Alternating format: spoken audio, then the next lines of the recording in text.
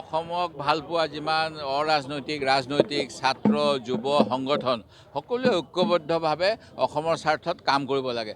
কাকো অস্পৃশ্য কৰি পেলাই আঁতৰত ৰাখিব নালাগে আৰু যোৱাবাৰ যেনেকৈ কাৰোবাক লগত লৈছিলে কাৰোবাক নল'লে তেনেকুৱা নকৰি অসমৰ স্বাৰ্থত অসমক ভালপোৱা সকলোৱে একেলগে এই আন্দোলনটো কৰিব লাগে আৰু চৰকাৰক বাধ্য কৰিব লাগে এই আইন প্ৰত্যাহাৰ কৰিবলৈ।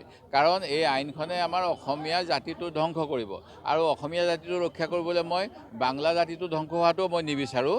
আমাৰ দেশৰ যি নিয়ম আছে সেই নিয়ম অনুসৰি শৰণাৰ্থীসকলক বিভিন্ন জেগাত সংস্থাপন দিব পাৰি।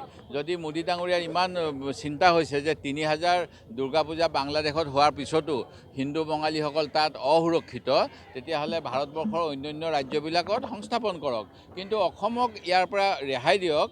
যেনেকৈ 6 শিডিউল এৰিয়াবিলাকক ৰেহাই দিছে, অন্য কেতবোৰ অঞ্চলক ৰেহাই দিছে, নাগালেণ্ডক মণিপুৰক ৰেহাই দিছে।